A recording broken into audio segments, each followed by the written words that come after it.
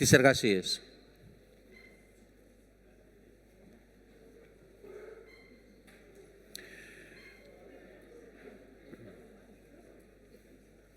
Welcome back to the first CSN Greece Maritime Supply Chain and Vessels Performance Forum.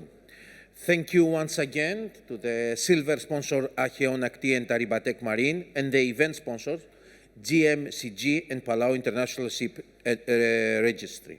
The forum is under the aspects of the Propeller Club and supported by Helmepa, Wistailas, Amitec and the Cyprus Marine Club. The first panel discussion begins now on the topic FuelEU Maritime and ETS regulatory compliance and countermeasures. The moderator is Mr. Vassilios Petousis, Energy and Sustainability Manager of Seanergy Maritime. The panelists are Fulvio Solari, Head of Sales, Arribatec Marine, Kyriakos Mahos, Director, Levante Ferries, Loukas Michalitsis, Performance Engineer, Navarone, Lefteris Koukoulopoulos, Account Manager, DNV, and Mrs. Dimitra Konstantinou, Senior Energy Efficient Engineer, Angelicoussis Group. We look forward to following your discussion with great interest. Please, Mr. Petousis.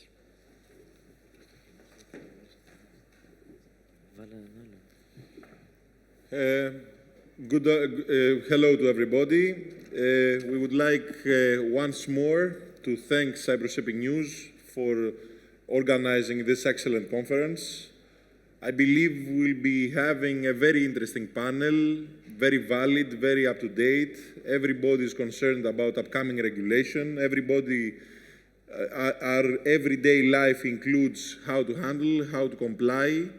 So having the esteemed panelists that will speak from each one from his origin about this will make a very interesting discussion. So kindly let me give some room to the panelists to introduce themselves, to speak a little bit about themselves and their companies, and to help all of us understand the perspective that each opinion will be coming from. So let me start from Mr. Kyriakos Mahos, the HSQE Director, DPA and CSO, Levante Ferries. So, thank you very much. Thank you very much for the introduction. Thank you. I also thank Cyprus Shipping News and its Managing Director, Mr. Adonis Violaris, for the invitation. I have been with Levante Ferries for more than 10 years as an HSQE Director, CSO and DPA. I'm responsible for company's safety management system that includes also PMS. I'm in charge for all flag and class surveys, dry dockings, bunkers and lubricants, greenhouse gas emissions reporting and monitoring and reporting, business plan and feasibility studies. The company, Levante Ferries, is a family-owned company, owns and operates 5 medium-sized RoPax vessels that serve the Ionian Islands, and we recently acquired a new RoPax from Japan, which we brought to COSCO shipyard in China for reconstruction. Most of our vessels have received awards for the quality of services and interior design. Thank you very much. Thank you very much, Mr. Mahos. So let's go to Mr. Loukas Michalitsis, the performance engineer from Navarone. Yes. Hello. Thanks, first of all, for the invitation by Mr. Violaris to participate in this interesting panel and this interesting conference. I'm Loukas Michalitsis. I'm a naval architect, marine engineer. I'm working over 1 year for Navarone. The company has under its management about 27 vessels, handy max size. I have worked from 1994 for 30 years, about 7 years in shipping shipyards, about 18 years in shipping companies, and the remaining as a freelancer or marine technical bureaus. In Navarone now we are facing many challenges, and We are now also we are in the process for a new building project to incorporate new technologies, engines ready for alternative fuels with assisted propulsion, shore-to-ship power, and LED, waste heat recovery, and other innovative solutions that will give us the path to be competitive throughout the years until 2050. That is the target for the zero carbon. Thank you so much, Mr. Michalitsis. So, please, a little bit of yourself, Fulvio. Good morning, everybody, and thank you, Cyprus Shipping News, for inviting me to attend this conference, and to all of you for participating to this nice event. I'm Fulvio, Head of Sales of Arribatec Marine, almost 20 years dealing with software solutions for the shipping industry.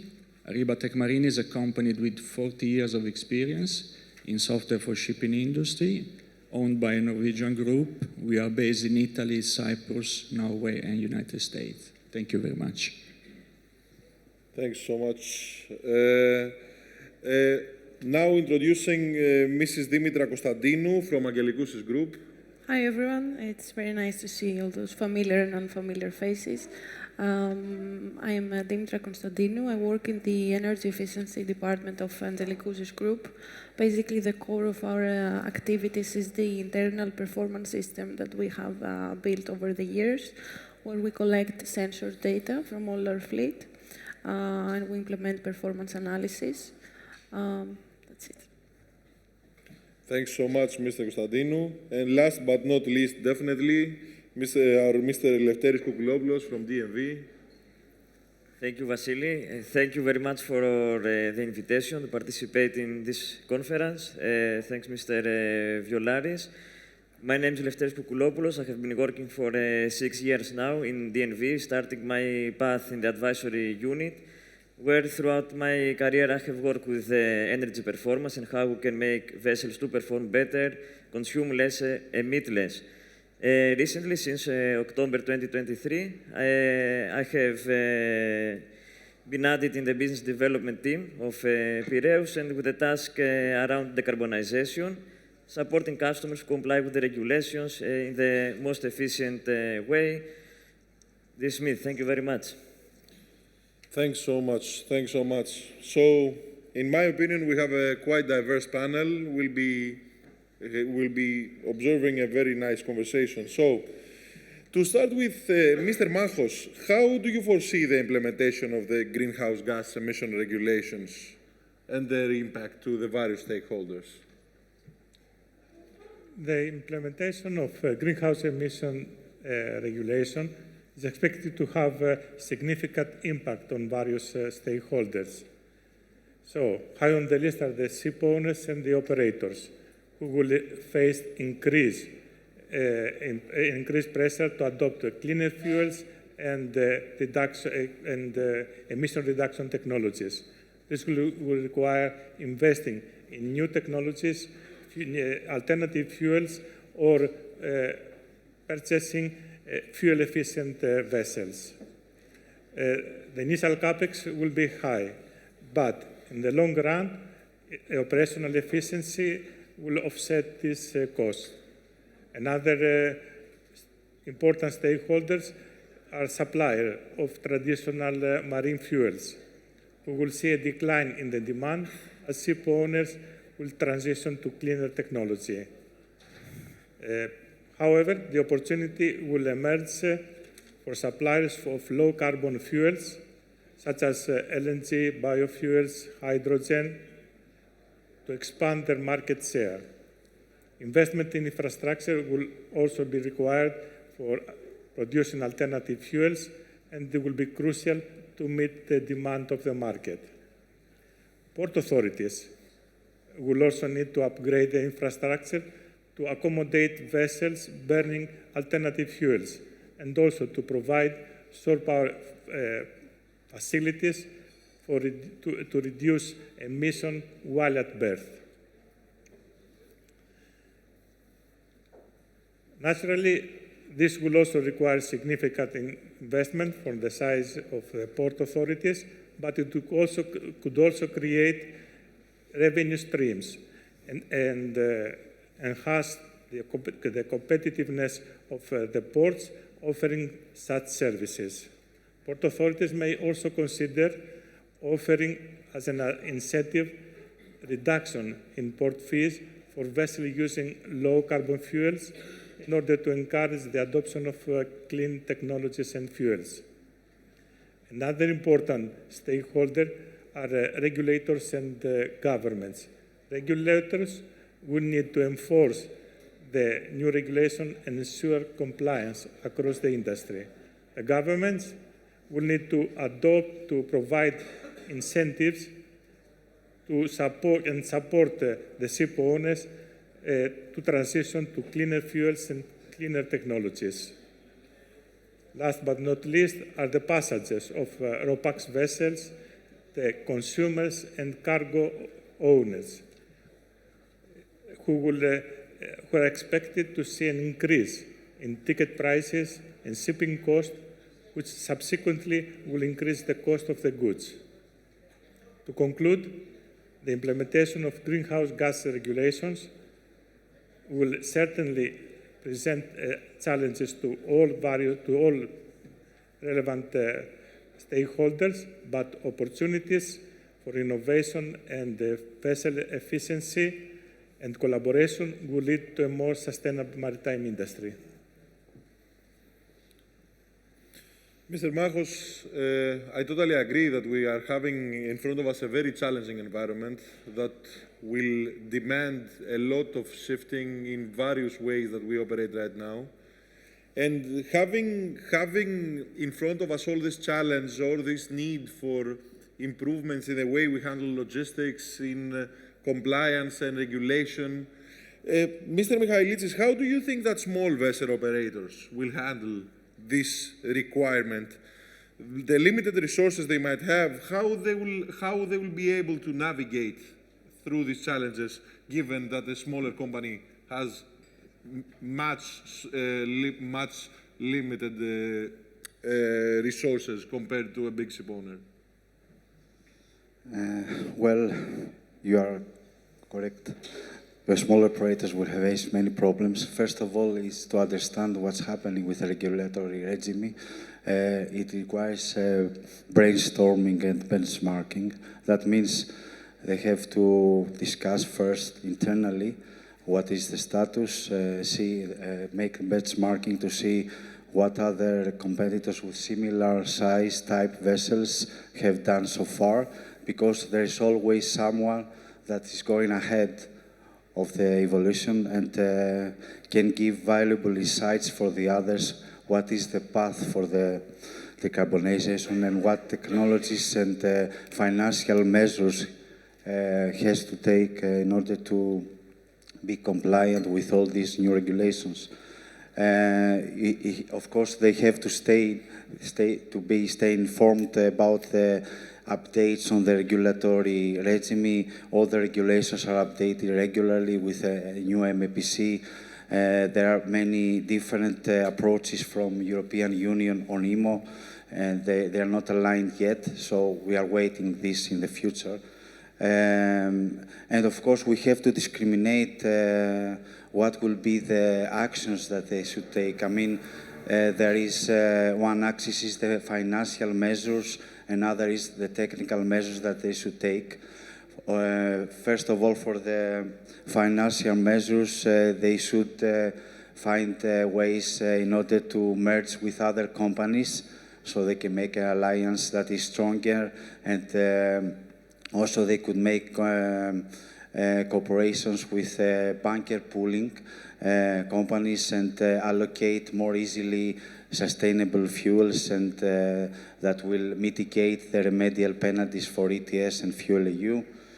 And of course, there are other measures like shifting the chartering pattern outside European Union, or make intermediate calls near in the vicinity of European Union in order to mitigate the emissions from or to European Union and have a lesser impact. Of course, until 2035, the biofuels, a small portion of this fuel is required to be compliant because you have to decrease the greenhouse gas intensity, and for this, until 2035, you have to use just a few quantity of biofuel blend in the calendar year, and this will help you until this year to be compliant. This is not a very big financial cost. If you don't have naval architects in-house, you have to consult experts and see what you can do regarding retrofits, because many companies are promising many things, but for your ship size and type, you can do little things. So you have to see what you can do on your ship regarding the retrofits on the propulsion engine or the hull or propulsion improvement devices, and see what is the best option and with a less payback time.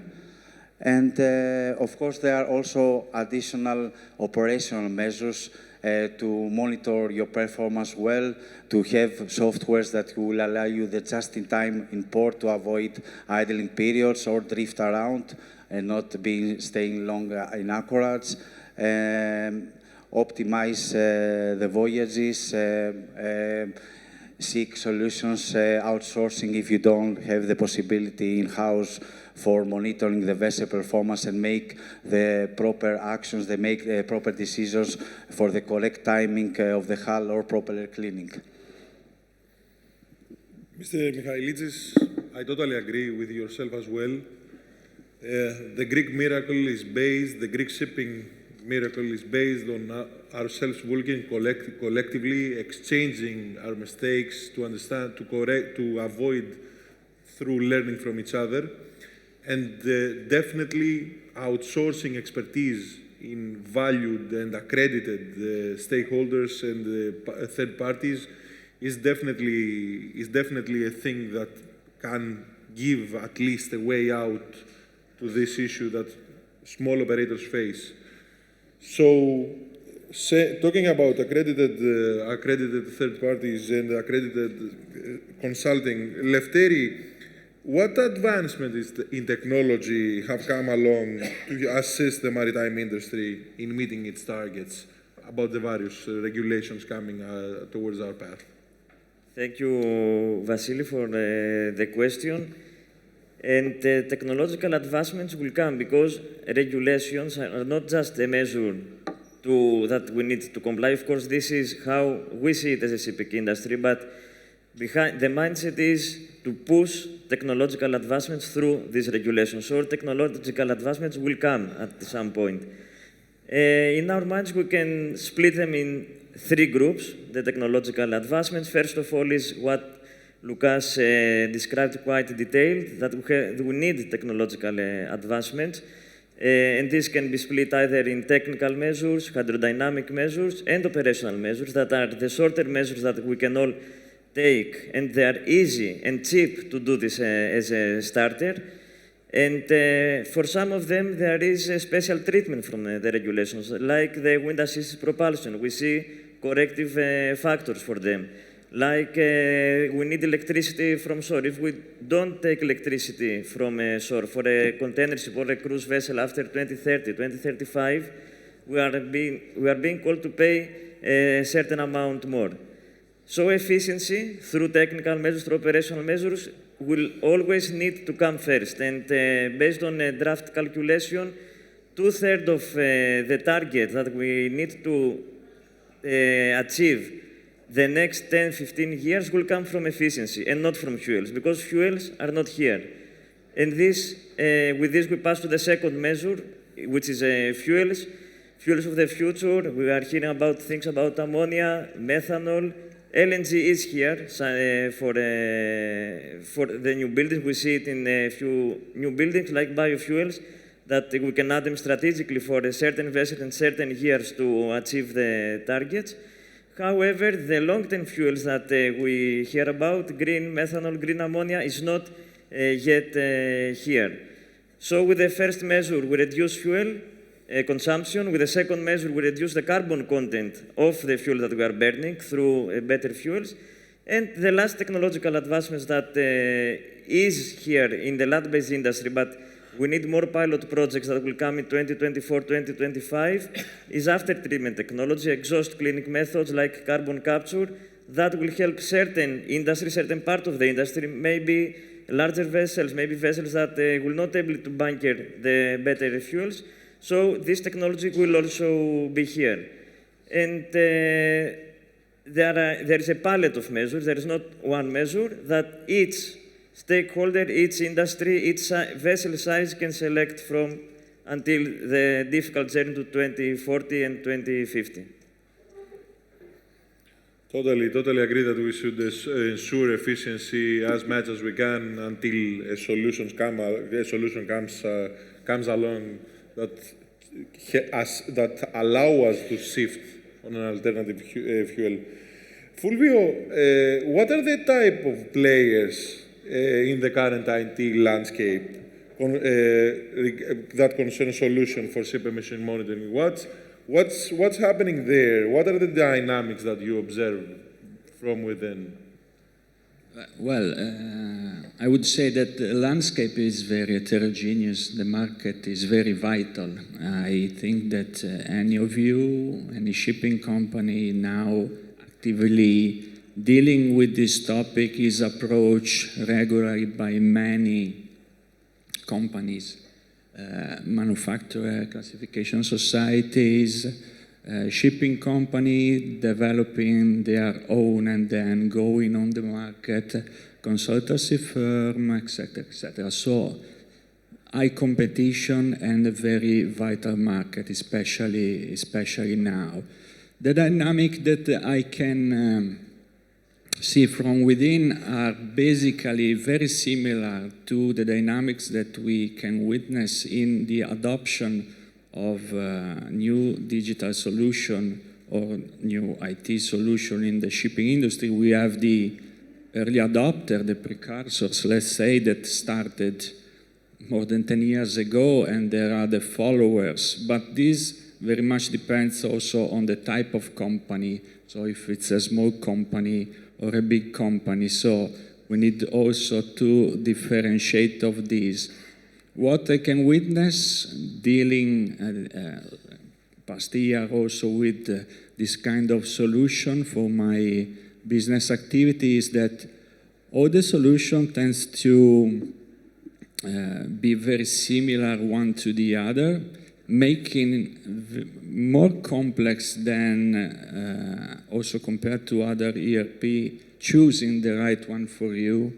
So I witnessed that the decision making very much depends on a case by case, even if the advantage to me in dealing with this kind of technology, especially those that are using automatic data collection, so with no interactions of people, is the possibility to test this kind of solution without the need of making a bulk order. So you can test this solution on one vessel or more than one vessel and then test another solution, compare one to the other and choose the best one for you or choose the best one for the scope, which with a classic ERP, for example, it is not possible because it is very connected with processes and with people on board, while this solution in many cases are completely transparent for people on board as collect data, go in the cloud, some magic happens, go in the office, and then decisions are taken. Okay. It is a difficult landscape to navigate through. In the meanwhile, Ms. Konstantinou, what lessons have we learned from past regulatory initiatives in the maritime sectors, and how can they inform us regarding the implementation of new regulation, the EU ETS, the FuelEU Maritime? Yes, I think there have been many regulations that have had a very big impact, but I think that what now EU is trying to do is one of the most ambitious regulatory changes. I think what we have learned from the past is that early engagement of all the stakeholders is very important. Charterers, ship owners, classification societies, everybody should work together proactively in order to be ready when the regulation enters into force.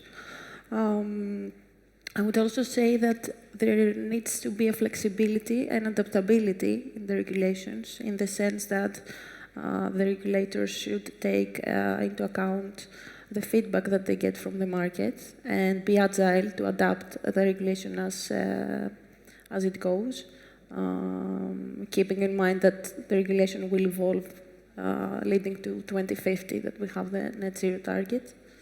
And then I would also say that international cooperation is something that is needed for the regulation to be successful and achieve its ultimate goal.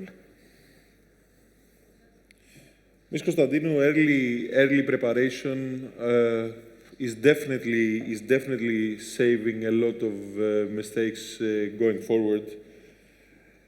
So, Mr. Mahos, what do you think are the biggest challenges that operators face in complying with greenhouse gas emission regulations? How can they address them? Vessel operators, they face several significant challenges in complying with greenhouse emission regulations. First of all, investment costs for retrofitting the existing vessel to run on alternative fuels or adopt cleaner technologies, or building new fuel-efficient vessels. Availability of alternative fuels, such as LNG, biofuels, hydrogen, may be difficult in several regions, and vessel operators may face challenges in sourcing these fuels reliably and at a competitive price. There are also technical challenges. Implementation of new technologies and alternative fuels will require new technical expertise, and the operators need to develop some training programs for the crews. There are also operational efficiency challenges. Switching to alternative fuels or implementing new technologies may impact the operational efficiency of the vessels. Now, how can we address all these challenges?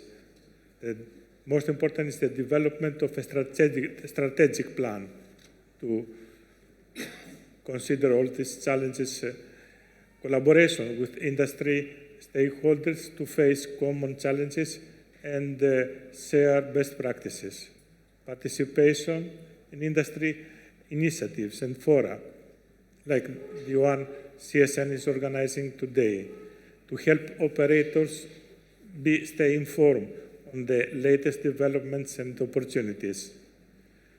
Also, diversification of fuel sources in order to mitigate supply chain risk. Last but not least, research and development can help operators to stay ahead of the emerging trends and regulatory requirements.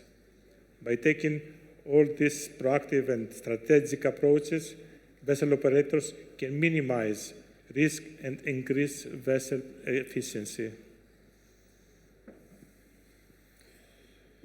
So, definitely, there are various challenges on that. So, Mr. Michalitsis, what strategies can ship owners adapt to mitigate the financial burden that comes transition to low carbon fuels under the upcoming regulation? Yes, it's very challenging to see what are the strategies that they should implement. In connection to my previous reply for the small operators, one solution is for the smaller operators to cooperate with technology, new technologies companies, developers, for a case study, for a trial vessel. They can make contracts with technology developers, new technologies, that result to mitigate the remedial penalties. And as a countermeasure, they can get much lower prices for the new technologies if the case study has a success.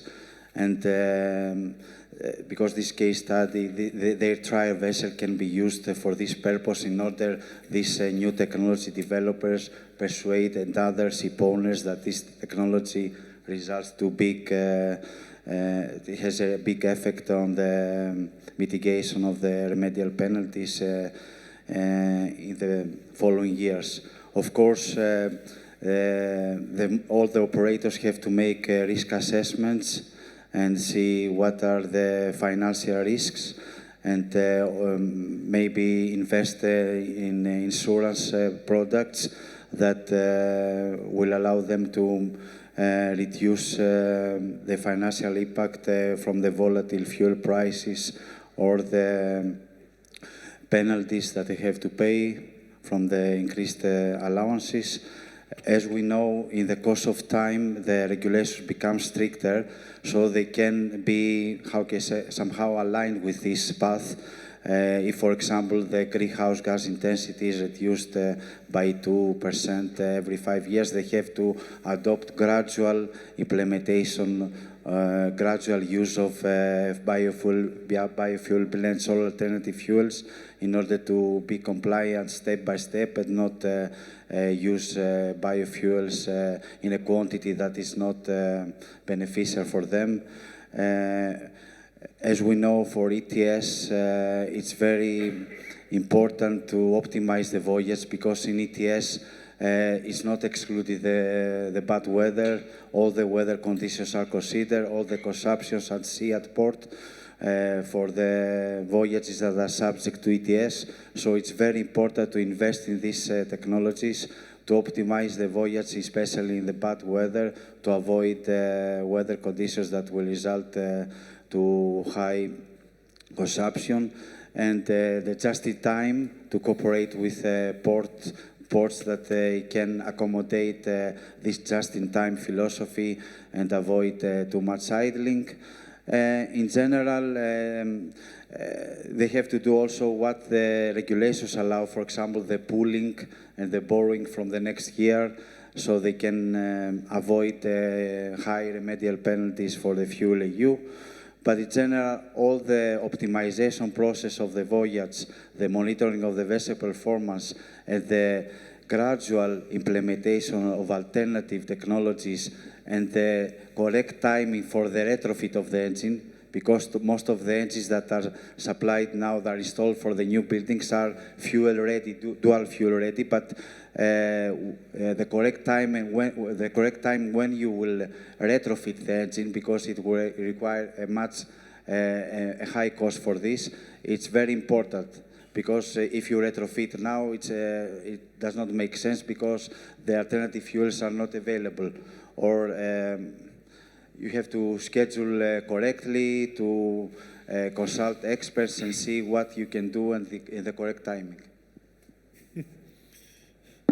Fulvio, all of our hope is in efficiency, is in technology, is in the innovation that will come due to the improvements in technology.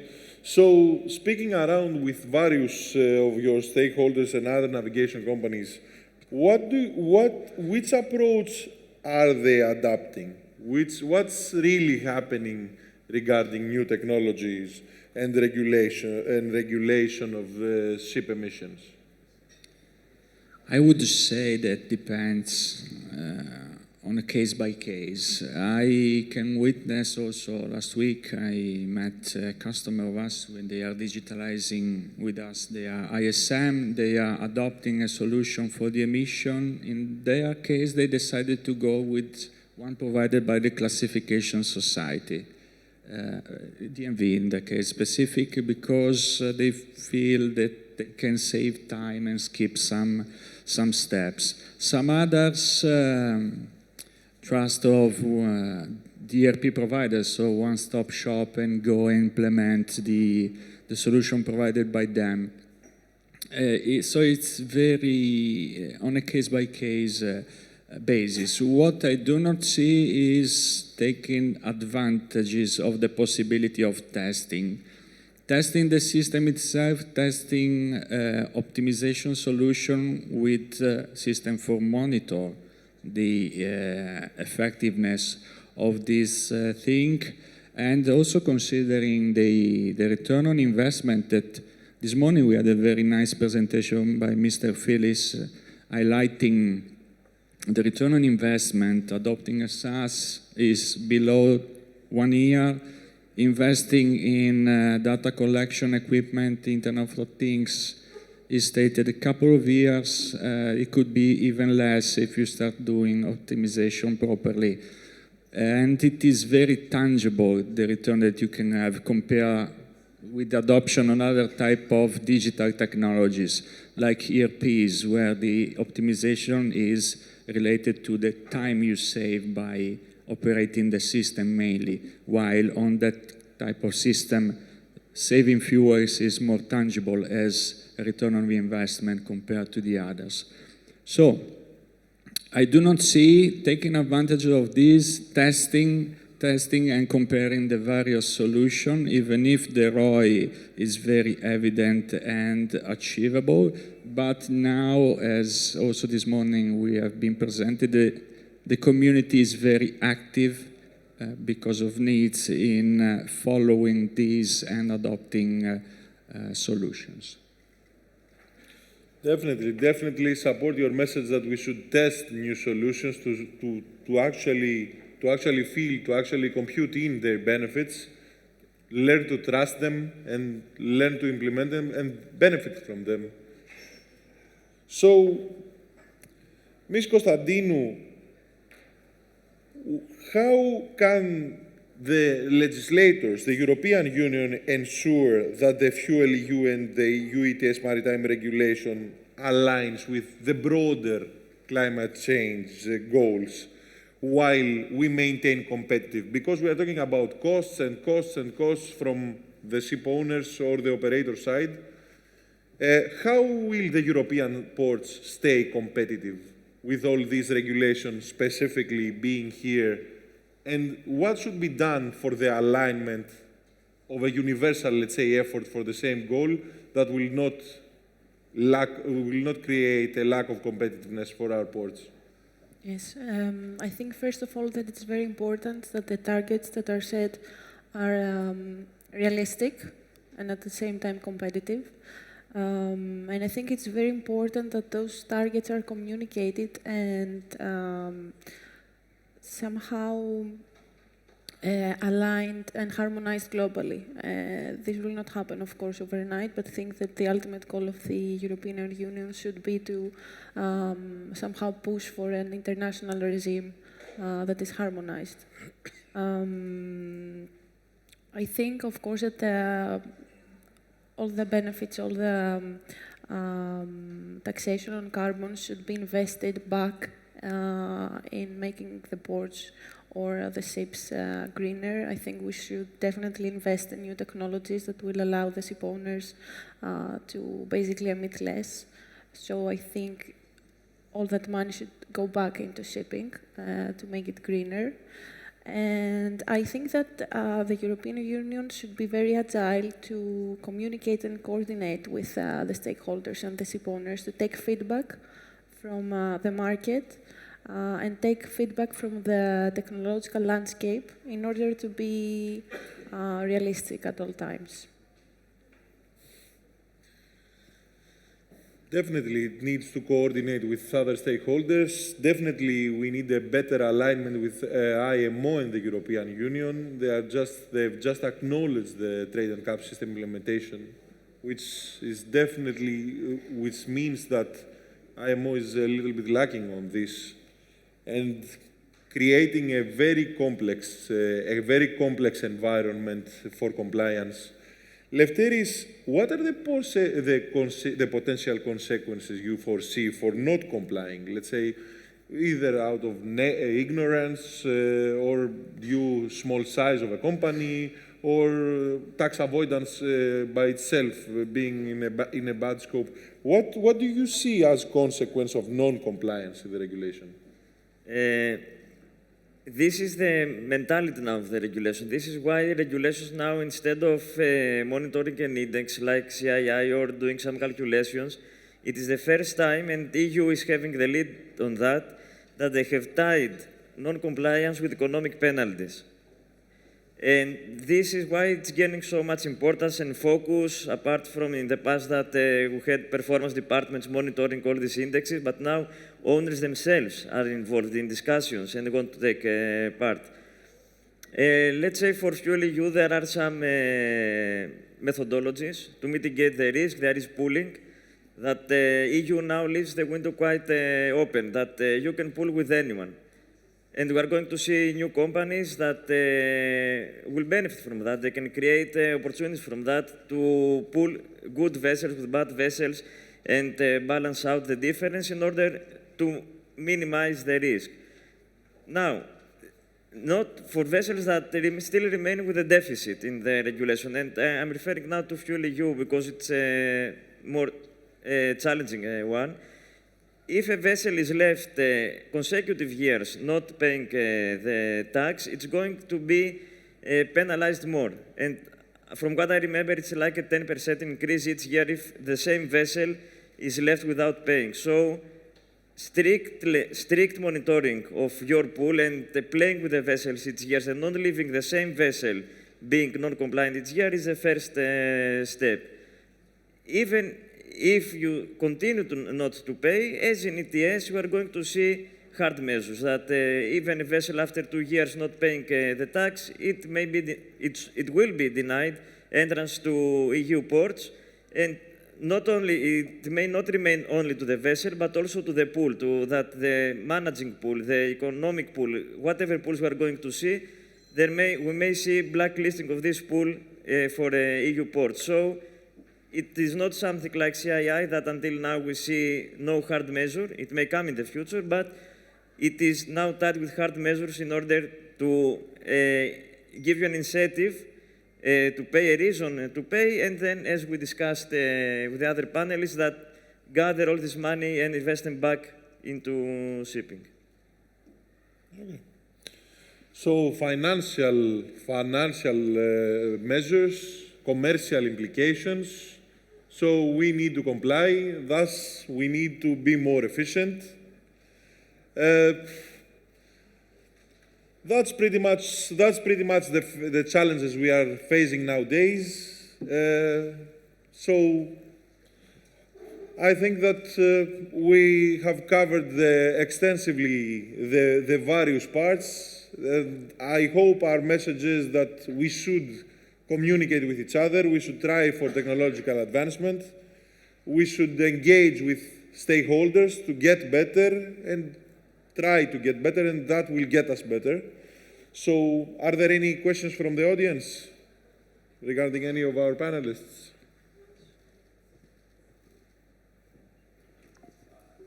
As you are aware, Kyriakos Petrakakos, by the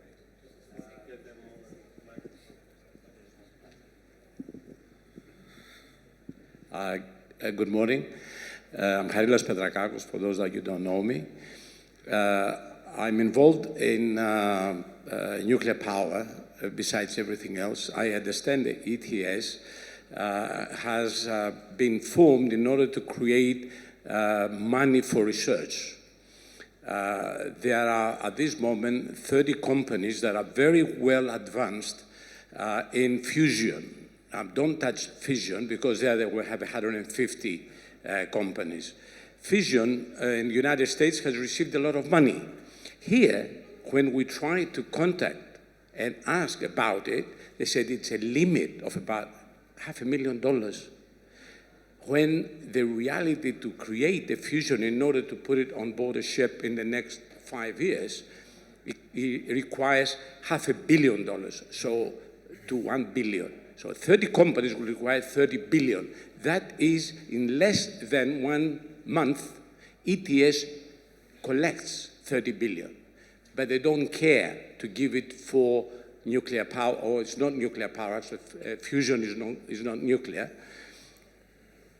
So what is the solution from you if you have to face a nuclear power ship versus a ship that you will be using ammonia. Ammonia is more dangerous, by the way, from fusion. That has been already assessed. What the panelists will have to say about it. Thank you.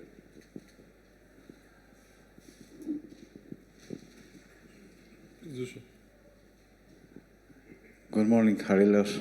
Very interesting. Of course, yes, we did not mention this option. I think most of the people are stuck to the aspect that it's dangerous, so they're not going ahead on this. I think this is a good option for the future, to my opinion.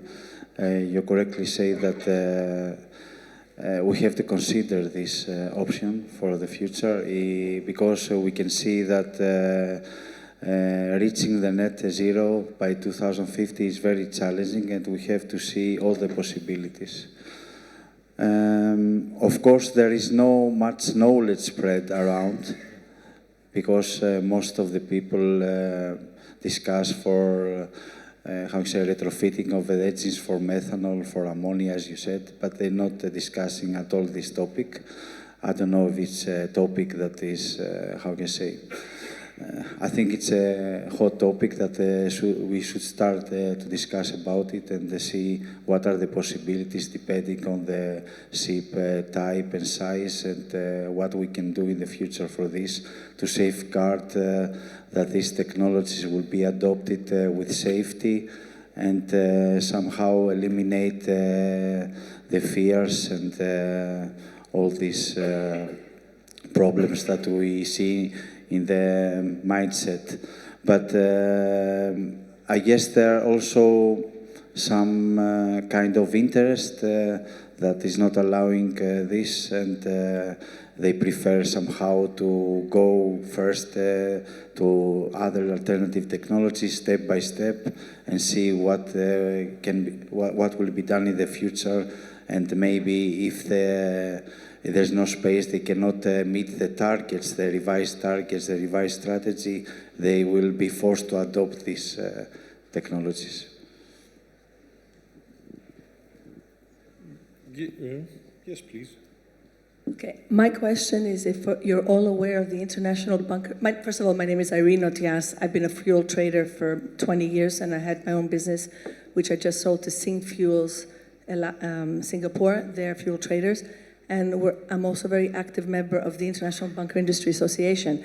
Are you all aware of the International Bunker Industry Association, who has working committees that are connected with MEMP and IMO and the EU, and they're giving advice and all that? Because I think we're lacking this synergy between us all. We have representatives that are actually working towards in every aspect of what we are talking about today, from training to the new energies, research, and also, I don't know if you're aware of this, it's very important to know about the delivery methods in all the ports that are various, plus the regulations, and how the crew is struggling sometimes, I think you all know this, to be able to understand in every port. And what I'm trying to get at is that there are claims that come about. So we're all trying to make this an easier and smoother transition. And I think you should all work with the IBIA. That's what I wanted to say. If you're aware of it, that'd be great. If you're not aware of it, please look into it, because this will be the glue to whatever you're trying to do for your own companies. Thank you. Are you aware of it? That was my question. Is everybody here aware of the IBIA and what they're doing? Okay. Okay. So thanks to everybody. Thank you very much. Hope we were interesting enough. Thanks to our panelists, and of course, Mr. Adonis Violaris and the Cyprus Shipping News.